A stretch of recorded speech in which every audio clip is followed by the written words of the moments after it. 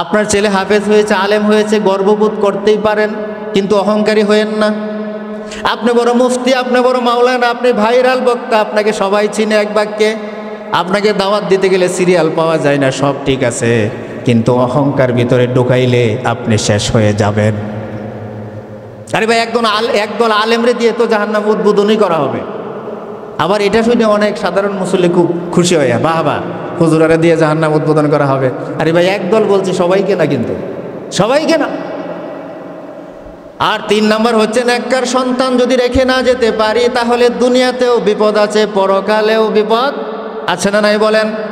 আমার সন্তান ইয়াবা খায়, মদ খায়, জুয়া খেলে, এই সন্তান দুনিয়াতে রেখে গেলে সন্তান যত আকাম কুকর্ম আকর্ম করবে, প্রত্যেকটার গুনাহ আমি বাবা হিসেবে আমার কাছে চলে যাবে, বাবা হিসেবে আমার কাছে। কারণ আমি তাকে সুশিক্ষা দেই না, আমি তাকে উপকারী ইলম শিক্ষা দেই নাই, তাকে মাদ্রাসাতে দেই নাই, তাকে দ্বীনের প্রয়োজনীয় গুরুত্বপূর্ণ বিষয়সমূহ আমি শিখাই নাই, এইভাবেই আমি কবরে চলে গেছি।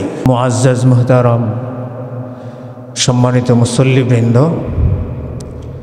পর্দার আড়ালে যে মা এবং বোনদের কর্ণকুহরে আমাদের এই মাইকের আওয়াজ যাচ্ছে, সম্মানিতা মা এবং বোনেরা, সর্বপ্রথম আল্লাহ সুবহানাহু ওয়া তাআলার দরবারে আমরা শুকরিয়া আদায় করি যে আল্লাহ রাব্বুল আলামিন আমাদেরকে আশরাফুল মাখলুকাত হিসেবে সৃষ্টি করেছেন।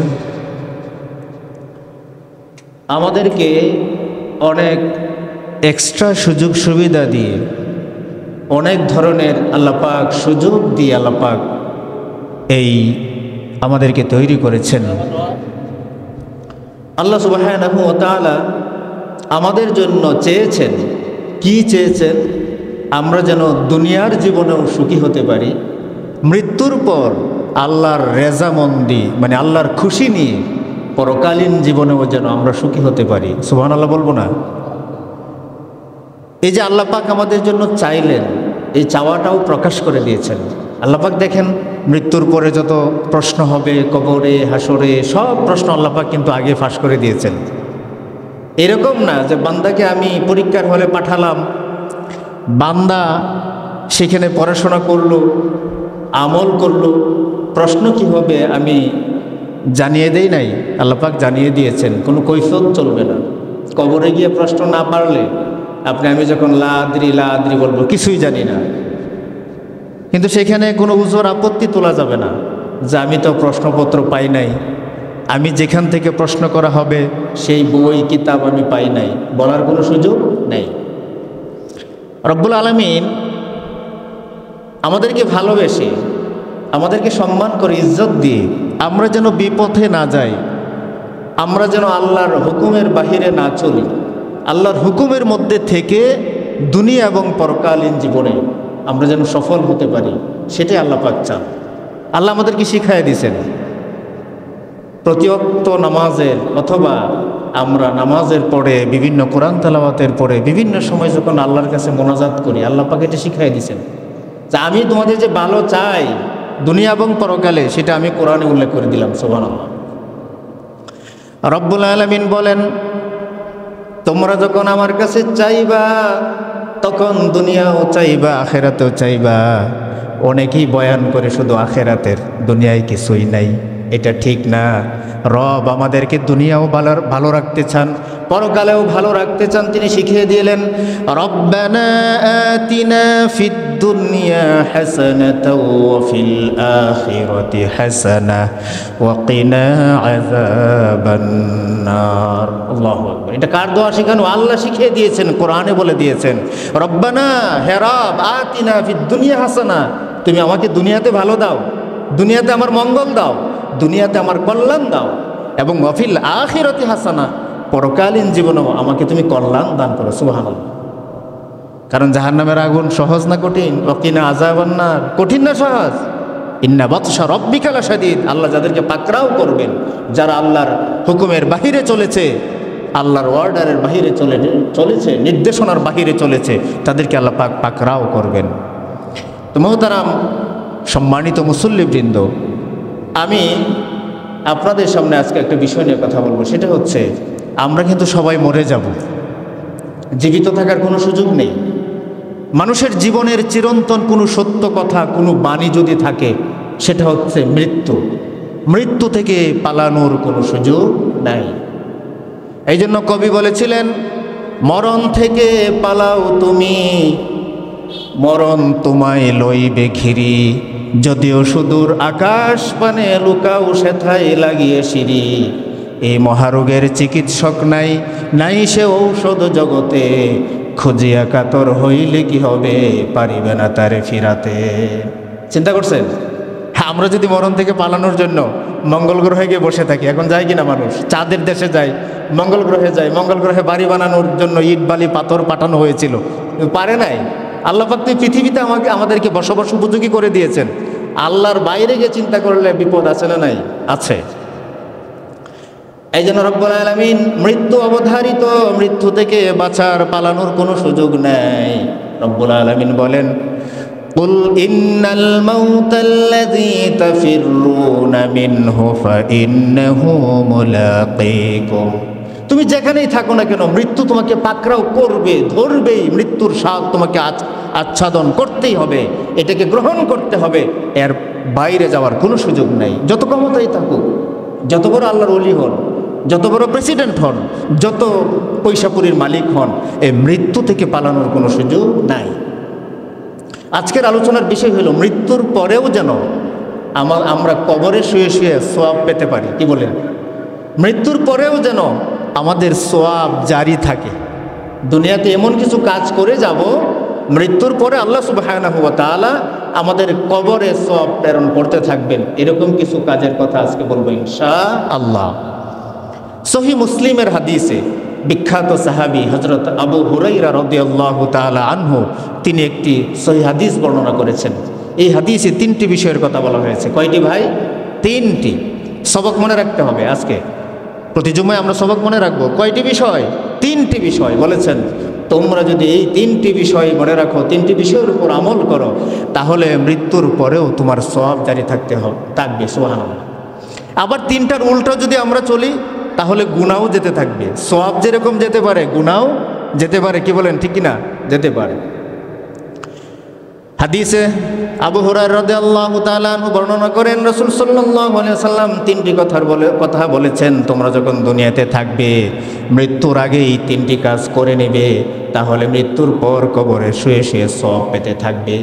হাসরের মাঠে যখন উঠবে, হাসরের মাঠে উঠে দেখবে তোমার আমলনামা যখন দেওয়া হয়েছে ডান হাতে, আমলনামা দেওয়ার পরে তুমি অস্বীকার করবে যে, হে রব, এত এত আমল তো আমি দুনিয়াতে করি নাই, এত সওয়াব কোত্থেকে আসলো? আজকে যে আমল না করেছি, আমি করি নাই, এরকম বহু আমলের সওয়াব আমার আমলনামায় চলে এসেছে। হয়তো কারোরটা ভুলে আমার এখানে চলে এসেছে। কারণ আমরা কি করি না করি আমাদের জানা আছে না? কি বলেন? সারাদিনে কয়টা সত্য কথা বলি, সারাদিন কয়টা মিথ্যা কথা বললাম, কাউকে ঠগাইলাম কিনা, কারো জমির লাইল ঠেললাম কিনা, কারো ওজনে কম দিলাম কিনা, দুধের মধ্যে পানি মিশালাম কিনা, কি বলেন? এরকম আছে না? প্রতারণা করলাম কিনা মানুষের সাথে, এই সব বিষয় আমাদের জানা। এই জন্য তো রব হাসরের মাঠে বিচারটা আমার কাঁধে দিয়ে দিবেন, আমার হাতে দিয়ে দিবেন। রব বলেন, তুমি সেই দিন তোমার হিসাবের জন্য যথেষ্ট। রব্বুল আলামিন সূরা বনী ইসরাঈলে বলেন, ইকরা কিতাবাকা কাফা বিনাফসিকাল ইয়াউমা আলাইকা হাসিবা। ওই দিন আমার কিতাব আমাকে দিয়ে বলবে, তুমি পড়ো, ইকরা, পড়ো কিতাবাক, তোমার এই আমলনামা, তুমি জীবনে যা করেছো সব এটার মধ্যে লিপিবদ্ধ আছে, অস্বীকার করার কোনো সুযোগ নাই। কাফা বিনাফসিকাল ইয়াউমা আলাইকা হাসিবা, আজকে তুমিই যথেষ্ট তোমার এই বিচারের জন্য, আমি আল্লাহকে লাগবে না। কি বলেন? আল্লাহকে জানাই দিছে। এই জন্য রব্বুল আলামিন মৃত্যুর পরেও যেন আমাদের কবরে সওয়াব জারি থাকে, হাসরের মাঠে যেন সব দিয়ে ভালো ভালো অনেক আমল দিয়ে আমার আমলনামা ভর্তি থাকে। আমার রব যেন সেই আমলনামা দেখে খুশি হয়ে আমাকে বলেন, যাও, তোমার আর কোনো হিসাব নাই, তুমি সোজা জান্নাতে চলে যাও। এরকম জান্নাত আমরা চাই কিনা বলেন? তাহলে মৃত্যুর পরে আমাদের সব কিভাবে জারি থাকে, দুনিয়ার যে একটা উদাহরণ আপনাদেরকে দিই। দুনিয়াতে যে আমরা টাকা পয়সায় কামাই করি, কামাই করার বিভিন্ন পথ এবং পন্থা আছে না নাই বলেন? কেউ কৃষিকাজ করি, কেউ ব্যবসা করি, কেউ চাকুরি করি, বিভিন্ন ধরনের কাজে আমরা বিনিয়োগ করি, শ্রম দেই, মেধা খরচ করি, কিন্তু বেশিরভাগ মেধা খরচ, শ্রম, চাকুরি এগুলার যে আমরা ইনকাম করি এটা কিন্তু এককালীন আমরা পাই। কিছু কিছু চাকরিজীবীদের পেনশন না থাকে, পেনশনের পরেও সরকারি চাকরিজীবীদের মৃত্যুর আগ পর্যন্ত বেতন চালু থাকে। আবার কিছু কিছু ব্যবসা গুটায় নিলে লাভ শেষ, সব থেমে যায়, আসলে এরকম। কিন্তু কিছু কিছু ইনকাম আছে দুনিয়াতেও, আপনার মরার পরেও আপনার ইনকাম আসতে থাকবে। এর মধ্যে আপনাদেরকে উদাহরণ দিলে একটা ভালো ইসলামিক বই আপনি লিখছেন, এই বইটা আপনি মৃত্যুর পরেও যত সেল হবে, বিক্রি হবে, এটার একটা লভ্যাংশ আপনার অ্যাকাউন্টে, আপনার পরিবারের কাছে চলে আসবে। এই ধরনের ইনকামকে বলা হয় রয়্যালিটি ইনকাম, আরবিতে বলা হয় সদকাতুল জারিয়া, যেটা জারি থাকে মরার পরেও। সম্মানিত উপস্থিতি, আবু হুরায়রা রাদিয়াল্লাহু তাআলা আনহু ইরশাদ করেন, রাসূল বলেন, তিনটি কাজ তোমরা যদি করতে পারো তাহলে মৃত্যুর পরেও তোমাদের সওয়াব জারি থাকবে। এক নাম্বার হচ্ছে ইল্লা মিন সাদাকাতিন জারিয়া, তোমরা যদি সদাকা করতে পারো, দান দক্ষিণা করতে পারো, তাহলে মরে যাবে, কবরে চলে যাবে, হাসরে চলে যাবে, তারপরেও তোমাদের সওয়াব জারি থাকবে, বলে সুবহানাল্লাহ। এই যে মসজিদ, এই মসজিদ করতে যে আপনাদের টাকা পয়সা, ঘাম, শ্রম, মেধা লাগছে কিনা বলেন? লাগছে। কারো সক্ষমতা আছে, সে 20 লাখ টাকা দিয়ে দিবে, 1 কোটি টাকা দিয়ে মসজিদ করে দিবে। কারো সক্ষমতা নাই, একটা ইটও দিতে পারে না। কিন্তু ইটগুলা যখন আনতে গেছে, বালি সিমেন্ট যখন আনতে গেছে, ঠেলার পিছনে, গাড়ির পিছনে সে ধাক্কা দিছে, সুবহানাল্লাহ বলবেন না? শুধু ধাক্কা দিছে। কাজটা কি? মসজিদের কাজ, মসজিদের উন্নয়ন কাজ। মসজিদ বিল্ডিং হবে, এখানে নামাজ আদায় করবে মুসল্লিগণ 5 বেলার, সে শুধু ওই যে ইট আনতেছে, বালি আনতেছে, সেই গাড়িটা পিছন দিয়ে ধাক্কা দিছে, অথবা কোদাল দিয়ে, অথবা কোনো কিছু দিয়ে সেখানে মাল সে ভরে দিছে, অথবা মসজিদে যখন কাজ চলতেছিল তার সক্ষমতা নাই, সে এসে সেই কাজের মধ্যে সহযোগিতা করেছে। তার সেই সহযোগিতার মধ্যে যদি রিয়া না থাকে, মরে গেছে, কবরে চলে গেছে, কিন্তু এই মসজিদ তো আছে কিয়ামত পর্যন্ত। এই মসজিদে কিয়ামত পর্যন্ত যত মানুষ নামাজ পড়বে, যত মানুষ এখানে ইফতার করবে, কোরআন তেলাওয়াত করবে, জিকির আজগার করবে, এই প্রত্যেকটার সওয়াব তার কবরে পৌঁছতে থাকবে। সুবহানাল্লাহ। এটা হচ্ছে সদকায়ে জারিয়া। এটা কি? ইল্লা মিন সাদাকাতিন জারিয়া। রাসূল সাল্লাল্লাহু আলাইহি সাল্লাম বলছেন, এরকম কিছু আমল তোমরা করবে, মৃত্যুর পরেও যেন কবরে সওয়াব যেতে থাকে। এই জন্য মুহতারাম হাজিরিন, আপনাদের বাড়ির সামনে দিয়ে রাস্তা গেছে, একটা মসজিদের সামনে দিয়ে, রাস্তার মধ্যে কতখানি জায়গা গর্ত, যেখানে মানুষ হাঁটতে পারতেছে না, গাড়ি চলতে পারতেছে না, এই জায়গাটা কয়েকজন মিলে মাটি ভরাট করে অথবা কিছু ইট পাথর দিয়ে জায়গাটা সমান করে দিলেন। আপনি মরে যাবেন, রাস্তা যতদিন থাকবে মানুষ হাঁটবে, এই সওয়াব আপনার কবরে যেতে থাকবে। সুবহানাল্লাহ। এগুলো হচ্ছে কি? সদকায়ে জারিয়া। তবে এখানে একটা বিষয় আছে, আপনি এখানে মাসালার একটা বিষয় আছে যে হুজুর, মসজিদে এক লোক 1 কোটি টাকা দিয়ে দিছে, অথবা 20 লাখ টাকা, 50 লাখ টাকা দিয়ে দিছে, 100 সিমেন্টের ব্যাগ দিয়ে দিছে, তার টাকা তো হালাল না। প্রশ্ন আসে কিনা? আপনি শুধু টাকা দিলে আপনি সওয়াব পেয়ে যাবেন, এত সহজ না, এত সহজ না। রাসূল সাল্লাল্লাহু আলাইহি সাল্লামের হাদিসগুলো বর্ণনা করলে বোঝা যায়, আপনি সদকায়ে জারিয়ার জন্য টাকা দিলেন, টাকার পূর্ব শর্ত হইল হালাল। হালাল যদি না হয়, সব টাকা দান করলেও সওয়াব পাবেন না, সওয়াব পাবেন না। এর জন্য হালাল টাকা দিতে হবে।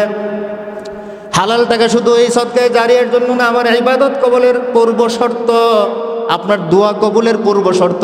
হালাল যদি টাকা না হয়, তাহলে আপনার কিছুই কবুল হবে না। এই জন্য হালাল উপায়ে আমাদেরকে পয়সা ইনকাম করতে হবে। রাসূল আরবি সাল্লাল্লাহু আলাইহি ওয়াসাল্লাম এক হাদিসে বলেন, কাসবুল হালালি ফারিদাতুম বা'দাল ফারিদা। তোমরা নামাজের পরে, রোজার পরে যেরকম আল্লাহর ফরজ হুকুম আছে, এই হুকুমগুলা পালন করার পরে তোমাদেরকে সৎ পথে, ন্যায় পথে হালাল উপার্জন করা, সেটাও আরেকটা ফরজ। অর্থাৎ ইবাদত করা যেরকম ফরজ, হালাল রুজি করাও সেরকম ফরজ। কি বলেন? আচ্ছা, আমাদের দেশে কি এরকম আছে না ভাই?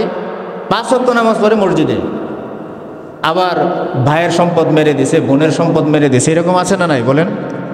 মানুষের হক নষ্ট করে, এরকম আছে না নাই? 5 বেলার নামাজ পড়ে মসজিদের কোনায় বসে আবার তাসবির দানাও জপে, আবার জমির লাইলও ঠেলে। এরকম মুসল্লি আপনাদের সমাজে নাও থাকতে পারে, আমাদের এদিকে আছে। কিন্তু আমার জমি শুধু বছরের পর বছর ছোটো হয়, আর পাশের যে জমির মালিক, তার জমি বছরের পর বছর বড় হয়, শুধু বাড়ে। আমি না মাপলে বোঝা যায়। কি বলেন? কি অবস্থা? তো এইরকম জমির লাইল ঠেল নেওয়ালা মুসল্লিও তো মসজিদে আছে, এইরকম ওজনে কম দেওয়া নেওয়ালা মুসল্লিও তো আল্লাহর রাস্তায় লাখ লাখ টাকা দান করতেছে, অথচ হারাম পয়সা উপার্জন করে ভাইয়ের হক, বোনের হক মেরে, সন্তানের হক মেরে, স্ত্রীর হক মেরে, ভাতিজার হক মেরে আমাদের সমাজে আবার তারা নামাজিও আছে। এরকম আছে না নাই? সাবধান, আপনি সদকায়ে জারিয়া টাকা দিবেন, সেটা যেন হালাল পথে উপার্জিত টাকা হয়ে থাকে। অন্য কোনো পথে উপার্জন করে আপনি মসজিদ কেন, কিয়ামত পর্যন্ত সমস্ত ভালো কাজ করবেন, এগুলোর সওয়াব পাওয়ার আশা করতে পারেন না। এই জন্য সদকায়ে জারিয়ার জন্য যে টাকা দান করব সেটা হালাল উপায়ে উপার্জিত হতে হবে, আর হতে হবে উত্তম বস্তু। আরেকটা কথা বলি, হাদিসে এসেছে কোনো ফকির, কোনো মিসকিন, কোনো এতিম যখন আপনার কাছে আমার কাছে সাহায্য চাইতে আসে, পকেটে হাত দিয়ে টাকা আছে 20, 30, 40টা, এর মধ্যে যেই টাকাটা সবচেয়ে খারাপ, যেই টাকাটা ছিঁড়া, যেই টাকাটা অচল, সেই টাকাটাই তাকে দিতে চেষ্টা করি। আমাদের অভ্যাস। কেন? আল্লাহ রাসূল বলছেন, তুমি যেটা নিজের জন্য ভালো মনে না করো সেটা অপর কারোর জন্য ভালো মনে করো না। এটা রাসূলের সুন্নাহ। তুমি যেটা নিজের জন্য পছন্দ করো, তোমার আরেক দিনই ভাইয়ের জন্য সেটাই পছন্দ করবে। তাহলে আপনার পকেটে কি আরো সুন্দর কচকচে টাকা ছিল না? সেটা কেন বের হলো না? উত্তম বস্তু দিয়ে, উত্তম জিনিস যেটা নিজের কাছে পছন্দ সেটাই দান করতে হবে। তারপরে এরকম না যে আপনার সমস্ত সম্পদ দান করে দেন, এটাও আবার ইসলাম নিষেধ করেছে। বলছে উদ্বৃত্ত, অর্থাৎ আপনার পারিবারিক খরচ বাদে আপনার কাছে অতিরিক্ত যা থাকবে সেখান থেকে আল্লাহর রাস্তায় দান করবেন। সুবহানাল্লাহ। তো মুহতারাম হাজিরিন, এটা হইল আমাদের প্রথম হচ্ছে, ইল্লা মিন সাদাকাতিন জারিয়া। আবু হুরায়রা রাদিয়াল্লাহু তাআলা আনহু বলেন, এরকম কিছু আমল তোমরা দুনিয়াতে করে যাবে যে মৃত্যুর পরেও তোমার কবরে সওয়াব পৌঁছতে থাকবে। সুবহানাল্লাহ। এই যে আপনাদের পাশে একটা মাদ্রাসা আছে, এই মাদ্রাসার পিছনে আপনাদের শ্রম, ঘাম, টাকা পয়সা আছে না নাই? মেধা সব আছে। আপনি আমি একদিন মরে যাব, কিন্তু এই মাদ্রাসায় যারা দান করেছেন, মসজিদে যারা দান করেছেন, এই দান কিন্তু মরবে না কোনো দিন। এই দানের সওয়াব আপনি আমি কবরে পেতেই থাকবো, হাসরের মাঠে পেতেই থাকবো। আল্লাহ পাক উসিলা করলে এটা দিয়ে আমাকে জান্নাতেও নিয়ে যেতে পারেন। মুহতারাম হাজিরিন, প্রথম কাজ গেল সদকায়ে জারিয়া। 2 নম্বর কাজ হইল আও ইলমিন ইউনতাফাউ বিহি, উপকারী ইলম। কি ইলম? উপকারী জ্ঞান, উপকারী ইলম। যে ইলম আপনার আমার উপকারে আসে, সেই ইলম কি মেডিকেল সায়েন্সের যে জ্ঞান সেটাও উপকারে আসে। কিন্তু মৌলিকভাবে যদি আমরা চিন্তা করি, আল্লাহ পাক যেটা বলছেন, কোরআন সুন্নাহর জ্ঞান, কোরআন সুন্নাহর ইলম। কোরআনের মধ্যে কি বিজ্ঞান নাই? গত জুম্মায় কিছু আলোচনা করেছিলাম, 1-1.5 ঘন্টা সময় আলোচনা করলেও কিছু বলা যাবে সামান্য। কোরআন থেকে আপনি কত কথা বলবেন শেষে? কোরআন বিজ্ঞানময়। এই জন্য বলা হয়েছে উপকারী ইলম যদি আপনি রেখে যেতে পারেন, কবরে বসে বসে সওয়াব পাবেন। এর মধ্যে যদি মাদ্রাসা প্রতিষ্ঠা করা হয়, এই মাদ্রাসার মধ্যে ইলম শিক্ষা দেওয়া হয় কিনা বলেন? কোরআন সুন্নাহ থেকে তাদেরকে শেখানো হয়। এইভাবে আমার উস্তাদ বলতেন যে আমি যে জান্নাতে যাব এটার কোনো গ্যারেন্টি নাই, আমি চিন্তিত বিচলিত থাকি, কিন্তু একটার উপর আমি আল্লাহর কাছে বেশি ভরসা রাখি, সেটা হলো আমার শতে শতে ছাত্র আছে, হাজার হাজার ছাত্র আছে, তাদেরকে আমি দিন শিখাইছি, উপকারী ইলম শিক্ষা দিয়েছি, তারা আরও হাজার হাজার ছাত্র বানাবে, এইভাবে কিয়ামত পর্যন্ত চলতে থাকবে। আমি কবরে বসে বসে যত ইলম বিতরণ হবে, সব ইলম বিতরণের সওয়াব আমি কবরে পাইতে থাকবো। সুবহানাল্লাহ বলবেন না? একজন হাফেজ 10 জনকে হাফেজ বানাইছে, এই 10 জনে আরো 100 জনকে বানাইছে, 100 জন আরো 1000 জনকে বানাইছে। এইভাবে লাখ লাখ হাফেজে কোরআন হয়েছে। প্রথম যে উস্তাদ থেকে এই শিক্ষাটা নিয়েছেন, এই উস্তাদ একেবারে সওয়াব পাইতে থাকবে শেষ পর্যন্ত। সুবহান। আর আমাদের ছেলে মেয়েদেরকে কোথায় দিতে হবে? মাদ্রাসায়। যদি উপকারী ইলম তারা শিখতে চায়, তাহলে কোথায় দিতে হবে? মাদ্রাসায়। দ্বীনি শিক্ষায় শিক্ষিত করতে হবে।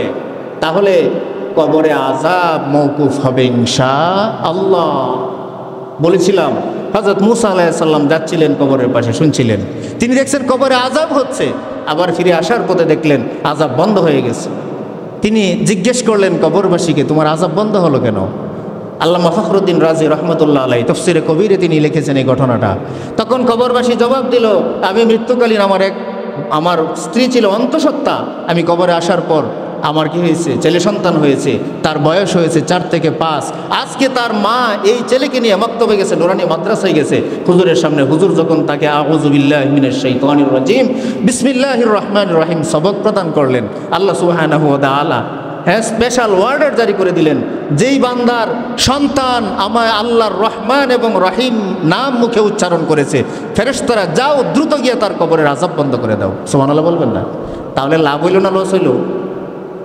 বিপরীতটাও আছে, সংক্ষেপে বলবো শেষের দিকে। তাহলে আও ইলমান ইনতাফাউ বিহি, আমাদেরকে উপকারী ইলম রেখে যেতে হবে। এই যে ওয়াজ নসিহা হচ্ছে, এগুলো অনেক সময় ইউটিউবে মানুষ শুনতে থাকে। আপনি একটা হাদিস আল্লাহ রাসূল সাল্লাল্লাহু আলাইহি সাল্লাম থেকে বয়ান করলেন, কোরআনের একটি আয়াত আলোচনা করলেন, এটা যদি কেউ শুনে ফায়দা নেয়, শুনছে সে আমল করলো, যত মানুষ শুনে শুনে আমল করবে সব আল্লাহ পাক তার থেকে কমাবেন না। যিনি শুনে আমল করেছেন তার সওয়াবের কোনো কমতে হবে না। কিন্তু আপনি যে প্রচার করেছেন, বাল্লিগু আন্নি ওয়ালাউ আয়া, রাসূলের পক্ষ থেকে একটি কথা, একটি বাণী প্রচার করেছেন, সেই জন্য যত মানুষ আমল করবে সেই আমলের সওয়াব আপনি কবরে বসে বসে পেতে থাকবেন। এই জন্য এটাও একটা উপকারী ইলম। কি বলেন? উপকারী ইলম। তো এই জন্য মুহতারাম হাজিরিন, প্রথম হচ্ছে কি করতে হবে? সদকায়ে জারিয়া, আল্লাহর রাস্তায় দান করতে হবে। আমার হালাল উপার্জন থেকে আল্লাহর রাস্তায় দান করতে হবে। 2 নাম্বার হচ্ছে উপকারী ইলম দুনিয়াতে যদি আমরা রেখে যেতে পারি, তাহলে এইটার সওয়াব আমরা কবরে বসে বসে পেতে থাকবো ইনশাআল্লাহ। 3 নাম্বার হচ্ছে আও ওয়ালাদিন সলিহিন ইয়াদউ লাহ, নেককার সন্তান। এটা আমাদের এই বর্তমান সময়ে খুবই কঠিন। আমাদের পিতামাতা, গার্ডিয়ান যারা আছেন, অভিভাবক যারা আছেন, অনেকেই চিন্তিত। আমাদের সাথে মাঝে মধ্যে বসে পরামর্শ করেন, হুজুর আমার ছেলেটা তো কথা শুনছে না, আমার মেয়েটা তো কথা শুনছে না, আমি কি করতে পারি? আমার ছেলে 5টা ছেলে, এর মধ্যে একটা ছেলেই নষ্ট হয়ে গেছে, বাকি 4টা ঠিক আছে।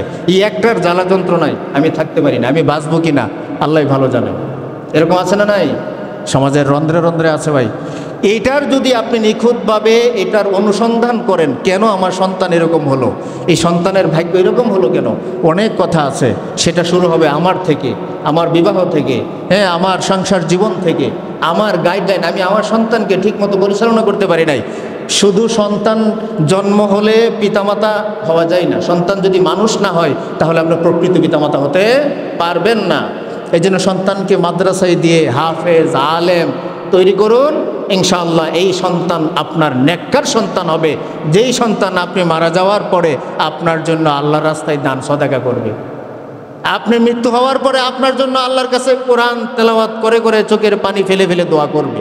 এরকম সন্তান দরকার আমাদের। কি বলেন? সে আল্লাহর দ্বীনের কাজ করবে, আর আমি কবরে বসে বসে আমার সেই সন্তানের কাজের সওয়াবের ভাগ পেতে থাকব। আর সন্তান কি করবে? 5 ওয়াক্ত নামাজের মধ্যে হাত উঠায়া দোয়া করবে। দোয়া আছে না নাই? রব্বির হামহুমা কামা রব্বায়ানি সগীরা। হে রব, আমাকে আমার পিতামাতা ছোট সময় যেভাবে লালন করেছিলেন, আদরের স্নেহের কুলে ভালোবাসা দিয়ে, হে রব তুমি আমার আব্বা আম্মাকে সেইভাবে তোমার রহমতের চাদরে, রহমতের কুলে লালন পালন করো, তাদেরকে জান্নাত দান করো। দোয়া করবে না? তাদের দোয়া কবুল। এই জন্য মুহতারাম হাজিরিন, এই 3টা বিষয় আমাদের মনে রাখতে হবে। 1 নাম্বার হচ্ছে দান সদাকা, আল্লাহর রাস্তায় দান সদাকা করা বেশি বেশি। মসজিদে আসলে আমাদের পকেটে হাত ঢুকাইলে টাকা বের হতে চায় না, এরকম আছে না নাই? একটি দান বাক্স আপনাদেরকে চালানো হয়, এই দান বাক্সের মধ্যে 5 টাকা 10 টাকাও দিতে আমরা কৃপণতা বোধ করি। অথচ চা স্টলে যখন বসি অথবা হোটেলে যখন বসি তখন আমাদের পকেট থেকে টাকা বের হয়, গরম গরম টাকা বের হয়। কি বলেন? অথচ যা খাইলাম তা শেষ হলো, আর যা আল্লাহর রাস্তায় দিলাম তা শেষ হলো না, তা আমার জন্য আমার ওই আখিরাতের ব্যাংক অ্যাকাউন্টে জমা হলো। জমা হবে কিনা বলেন? মুহতারাম হাজিরিন, তারপরে আমরা এগুলার উল্টো দিকটা দেখি। হযরত আবু হুরায়রা বলছেন 3টা আমল তোমরা করলে মৃত্যুর পরেও সেই আমলের সওয়াব জারি থাকবে। এর মধ্যে একটা হচ্ছে ইন্না মিন সাদাকাতিন জারিয়া। 1 নাম্বার হচ্ছে তোমার সদকায়ে জারিয়া। টাকা দিবেন মসজিদে, সিমেন্টের বস্তা দিবেন মসজিদে, একটি ইট কিনে দিবেন মসজিদে, একটি ফ্যান দিবেন, একটি লাইট দিবেন। মাদ্রাসা করলেন, রাস্তাঘাট, কালভার্ট, ব্রিজ এগুলো করে দিলেন, গরিব মানুষকে দান করলেন। প্রত্যেকটার সওয়াব আপনি মৃত্যুর পরে পেতে থাকবেন। 2 নাম্বার হচ্ছে উপকারী ইলম। এরকম ইলম শিক্ষা করুন, এরকম ইলম বিতরণ করুন যে ইলমের মাধ্যমে কবরে বসে বসে আমরা সওয়াব পেতে থাকব। আর 3 নাম্বার হচ্ছে নেককার সন্তান রেখে যান, যেই সন্তান আপনি মৃত্যুর পরেও আপনার জন্য আল্লাহর রাস্তায় দান করবে, নামাজের পরে মোনাজাত করবে। এইবার আসুন এর উল্টো দিক, আমাদের সমাজে এর উল্টো আছে না নাই বলেন? সদকায়ে জারিয়া তো আমরা করি না, দান সদকা আমরা করি। এখন আসি, আমরা এতক্ষণ আলোচনা করছি, কিছু সমালোচনা করব, আত্মসমালোচনা। আপনি যদি ইখলাসের সাথে 1 টাকা সদকা করতে পারেন, তাহলে 1 টাকার সওয়াব আপনার কবরে জারি থাকবে। আর ইখলাস যদি না থাকে, দান সদকার পিছনে যদি লোক দেখানো থাকে, রিয়া থাকে, আর আপনি আস্ত একটা মসজিদ না, পুরা পৃথিবীর সমস্ত মসজিদ বানায়া দিলেন, সমস্ত মাদ্রাসা বানায়া দিলেন, রাস্তাঘাট করে দিলেন, মৃত্যুর পরে সওয়াব সামান্য পাবেন। কথাটা খেয়াল করছেন? তাহলে এটার যেমন পজিটিভ দিক আছে, নেগেটিভ দিকও আছে, মানে ইতিবাচক আছে, নেতিবাচকও আছে।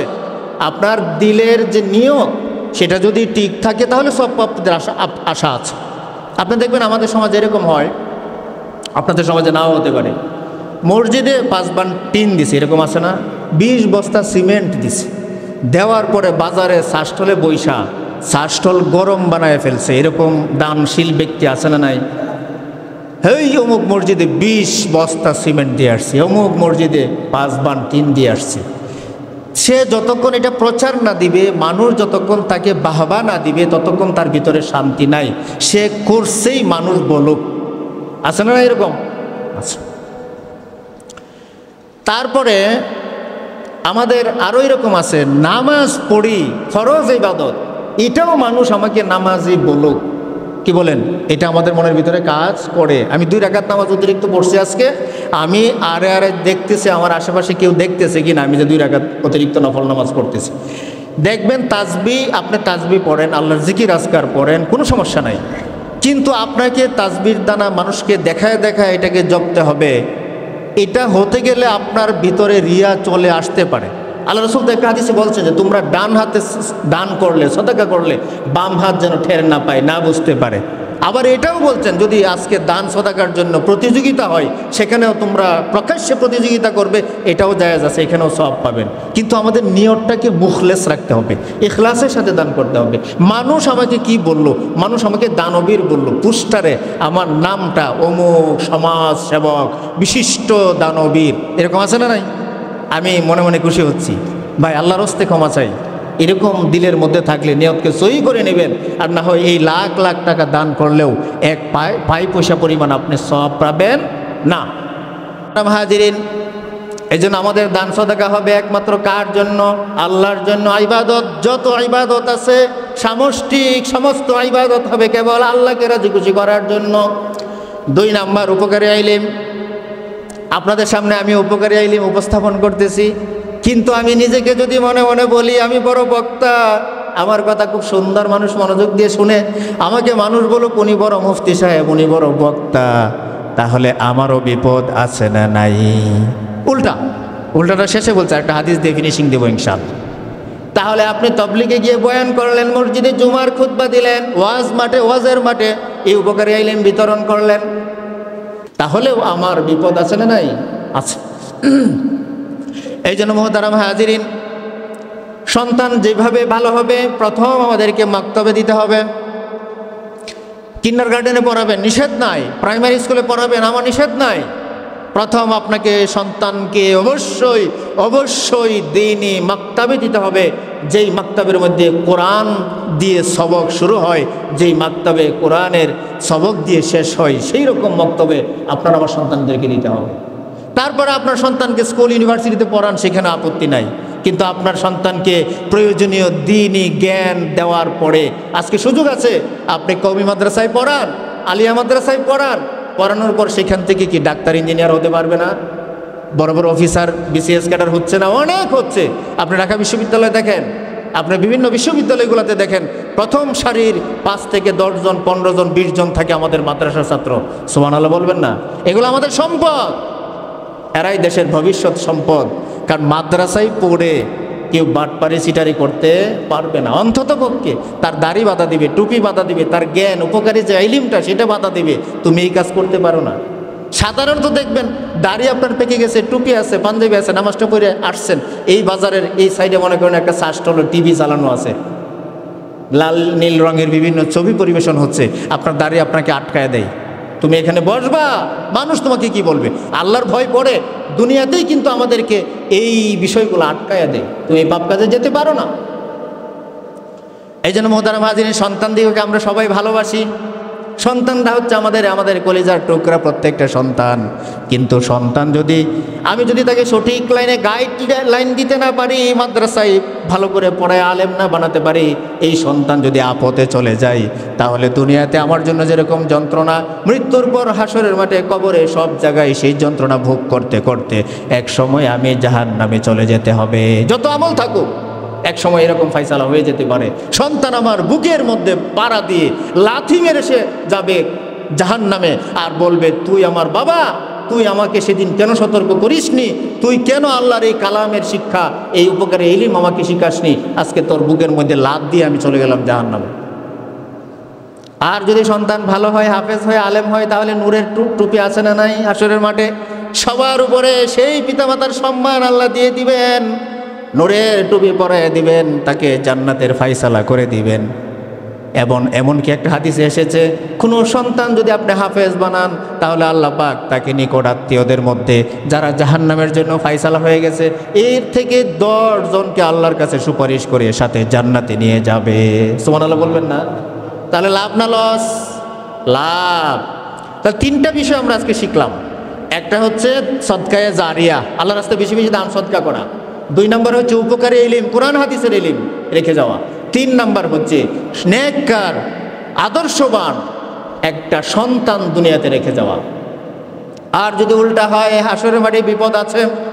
রাসূল আরবি সাল্লাল্লাহু আলাইহি সাল্লামের এক হাদিস থেকে আমরা জানতে পারি, রাসূল সাল্লাল্লাহু আলাইহি সাল্লাম এই নিয়তের গরমিলের কারণে দান করলেন, মানুষ দানবীর বলবে, নামাজ পড়বেন না মানুষ নামাজি বলবে, হজ করেছেন মানুষ হাজি বলুক, সন্তানকে হাফেজ আলেম বানায় অহংকারী বাবা হয়ে গিয়েছেন, অথবা নিজে অহংকারী হয়ে গিয়েছেন, আপনার নিয়তের মধ্যে গোলযোগ। রব্বুল আলামিন হাসরের মাঠে একদল আলেমকে ডাকবেন, একদল দানবীরকে ডাকবেন, একদল শহীদকে ডাকবেন। দানবীরকে ডেকে বলবেন, তোমাকে তো আমি অঢেল সম্পদ দিয়েছিলাম, আমার জন্য কি নিয়ে এসেছ? সেই দানবীর বলবে, হে আল্লাহ, দুনিয়ার এমন কোনো ভালো রাস্তা নাই, মসজিদ, মাদ্রাসা, ঈদগাহ মাঠ, কবরস্থান, রাস্তাঘাট, এতিম, সব জায়গায় আমি দান করেছি, বহু পরিমাণ দান করেছি, যার কোনো হিসাব নাই। মহান রব বলবেন, তুমি মিথ্যুক, তুমি মিথ্যা বলতেছ, এইগুলা দান করেছিলে, মানুষ তোমাকে দানবীর বলুক, দাতা বলুক, পোস্টারে তোমার নামটা বড় করে দেওয়া হোক, মাইক দিয়ে তোমার নামটা বারবার বলা হোক, এটাই ছিল তোমার দিলের তামান্না, এটা দুনিয়াতে তুমি পেয়ে গিয়েছো। এটা বলবে। 2 নম্বরে ডাক দিবে আলেমকে, একদল আলেমকে ডাক দিবেন, বলবেন, হে আলেম, তোমাকে তো আমি উপকারী ইলম দান করেছিলাম, কোরআন সুন্নাহর জ্ঞান দিয়েছিলাম, এটা দ্বারা তুমি কি করেছো, আমার জন্য কি নিয়ে এসেছো? ওই আলেম দল বলবেন, হে রব, আমি মাদ্রাসার মুহতামিম ছিলাম, ভাইরাল বক্তা ছিলাম, মসজিদের খতিব ছিলাম, মুদাররিস ছিলাম, মুআল্লিম ছিলাম।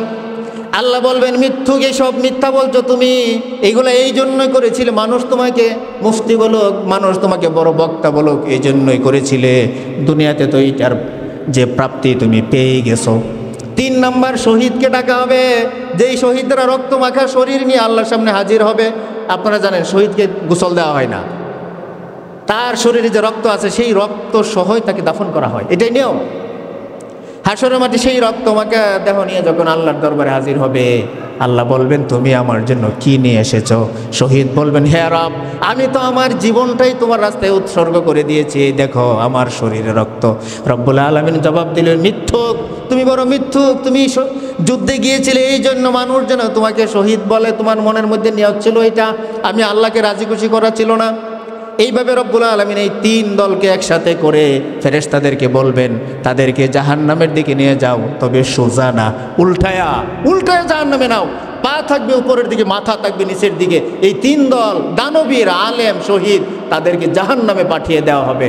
ভাই বলেন তাহলে আমাদের বিপদ আছে না নাই? আমরা যে স্টেজে আছি, যেই জায়গায় আছি, সেখানেও বিপদ হওয়ার সম্ভাবনা আছে নিয়তের মধ্যে যদি গরমিল থাকে। মোহতারাম হাজিরিন, আল্লাহ পাক আমাদের সবাইকে আজকে 3টি বিষয়ের উপর আমল করে কবরেও যেন আমরা সদকায়ে জারিয়ার সওয়াব পেতে পারি, হাসরের মাঠে যেন এটিকে উসিলা করে আল্লাহ পাক আমাদেরকে নাজাতের ফয়সালা করেন। সকলে বলি আমিন। হাযা ওয়া আখিরু দাওয়ানা আলহামদুলিল্লাহি রাব্বিল আলামিন। আসসালামু আলাইকুম।